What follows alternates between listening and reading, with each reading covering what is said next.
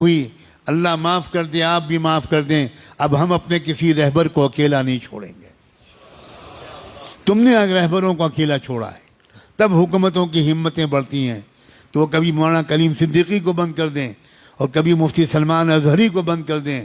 لا حول ولا قوت الا باللہ۔ ہم سب ایک ہیں، مسلک کی بنیاد پر لڑائیاں بند کرو۔ اگر آپ کو کسی مسلک سے تعلق ہے بہت مبارک، لیکن ہمارا اصل مذہب کلمہ طیبہ لا الہ الا اللہ، ہمارا کلمہ ایک ہے، ہمارا قرآن ایک ہے، ہمارا قبلہ ایک ہے، ہمارے رسول ایک ہیں، ہمارا رب ایک ہے، ہمارا دین ایک ہے، اور ہمارا انجام بھی ایک ہے۔ کسی طرح کا جھگڑا نہیں۔ یہ اہل سنت کی مسجد ہے اور یہ تبلیغیوں کی مسجد ہے۔ اللہ کرے اب یہ سب ختم ہو جائے، ہم سب ایک دوسرے کی مسجدوں میں جا کر نماز پڑھیں۔ مسجد کسی کی نہیں ہے، مسجد تو اللہ کی ہے۔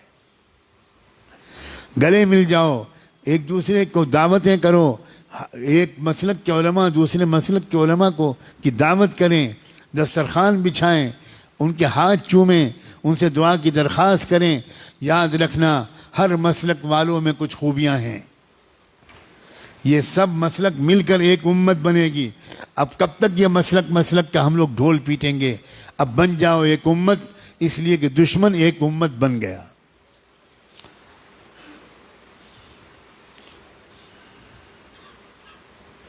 قرآن نے اعلان کیا ہے والذین کفروا بعضهم اولیاء بعض الا تفعلوه تکن فتنة فی الارض وفساد کبیر۔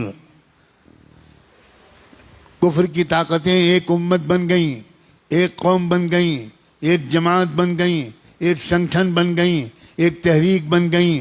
آپس کے اختلافات انہوں نے ختم کر کے ایک ہو گئے وہ تمہارے خلاف۔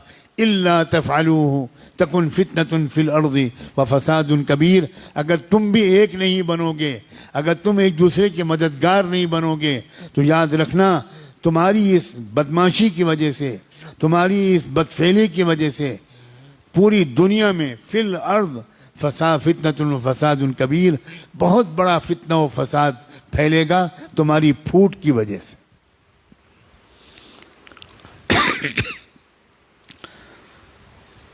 اب تو نہ مدرسے چھوڑے جا رہے ہیں، نہ درگاہیں چھوڑی جا رہی ہیں، مدرسوں پر بھی بلڈوزر چل رہے ہیں، مسجدوں پر بھی بلڈوزر چل رہے ہیں، اور درگاہوں پر بھی، مزاروں پر بھی بلڈوزر چل رہے ہیں۔